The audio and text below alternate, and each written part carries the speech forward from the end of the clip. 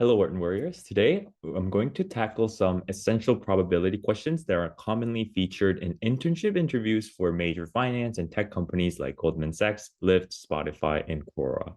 Whether you're aiming for a career in finance or tech, mastering these types of problems is very crucial. So, this is part one of our series on internship interview questions, where we'll focus specifically on probability. Here are four probability problems that you might encounter during internship interviews, and they are very challenging. Take a moment to solve these problems on your own. Pause the video if you need more time. Once you're ready, continue watching, and I'll break it down each question step by step. So the first question, we've tasked with finding the probability that the largest number rolled on a die n times is exactly r. I'll set two notations here. Let's denote BR be the event that all n rows have a value less than or equal to r. So all values less than or equal to r, and let AB be the event that the largest number rolled is r. So this is the largest number rolled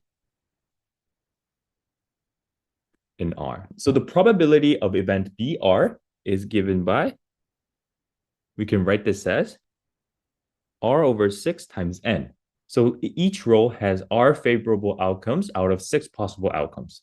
So to find the probability that the largest number rolled r, we subtract the probability of all rows being less than r from the probability of all rows being less than or equal to r. So what is probability of A? The largest number rolled in r is actually equal to the probability of BR minus probability of BR minus 1, right? So this should be the small n, small r minus 1, where this is, what is this? This is r minus 1 over 6 to the nth power. Okay, so the final probability that the largest number rolled, r, is actually the probability of A, is actually r over 6 to the nth power minus r minus 1 over 6 times nth power. Okay, so next question that we have is, you have a jar initially containing a single amoeba in it. Every minute, it has 1 in 4 changes of doing one of the 4 things: dying out, doing nothings, splitting into 2 amoebas, or splitting into 3 amoebas, right? So die, it goes away, it goes 0. So 1 either becomes 2 or it splits into 3. Okay, so let's denote probability P that the amoeba population eventually dies out. So at each step, the probability P must satisfy the following equation, right? So it has 1 over 4, but we have 4 options. Either it just goes away, 1, stays with P, right? P and P, or it doubles, or gets tripled, right? So this is actually dying out, stays,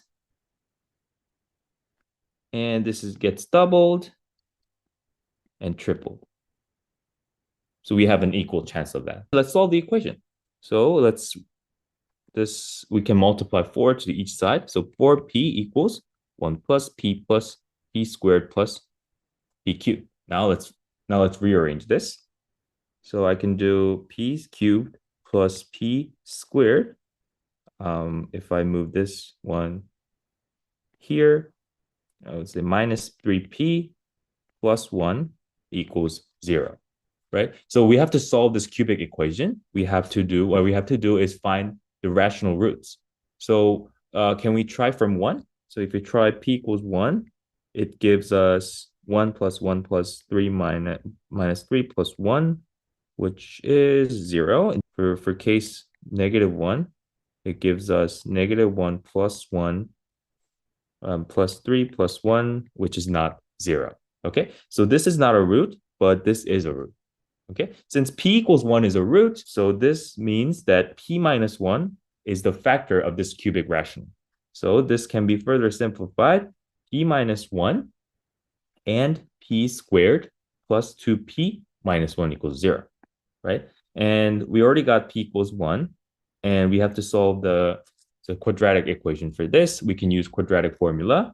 P equals minus 2 plus minus 4 plus 4 over 8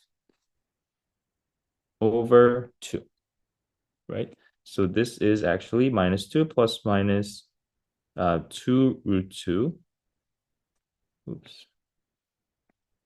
2 root 2 over 2. And this is further simplified to negative 1 plus minus square root 2. Okay, so these are the roots of this probability. However, since we're dealing with a probability, which must be between 0 and 1, the only physically meaningful solution here is p equals negative 1 plus square root 2. And this is the probability that the jar will eventually contain no living amount. And this applies for every situation, either dying out, does nothing, gets tripled, or 3 since every case has an equal chance of happening. This question is towing cost problem from Lyft. So this is a typical question of probability. Okay, so the problem asks us to find the probability that the first toss was heads, given that there were k heads in total after n tosses of a fair coin. So given that there were k heads in n tosses, we want to calculate the probability that the first toss was heads. Let's follow the following logic. So we have to first get the total number of ways to get k heads in n tosses. We can represent this by a binomial coefficient from n k. If the first toss was tail, then we need to get k heads from maintaining n minus 1 tosses, right? So the number of ways to do so is n minus 1 k, right? So the probability that the first toss was tail and we still get k heads. So this is the probability that the first toss is tail. And this is the probability that we still get the k heads in the next time, right? So this is the next time here. So what is the probability? This one over this one, right? We can represent this as n minus 1, k over nk, right?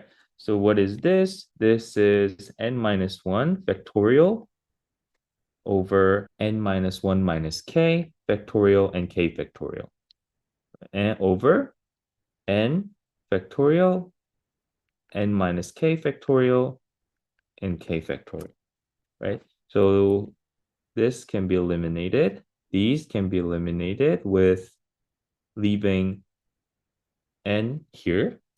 And this one, these two can be eliminated, leaving n minus k here, right? So again, this would be n minus k over n, right? So now the probability that first toss was heads was simply 1 minus, we have to flip this, 1 minus n minus k over n, right? Which is k over n. So this means that the probability that the first toss was heads, given that there were k heads, is k over n.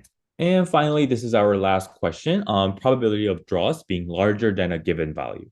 What does probability that simply no bias drawing follows normal distribution, right? So we have to find the probability that the single draw xi is greater than y, which follows a normal distribution. So let's find the probability xi being greater than y.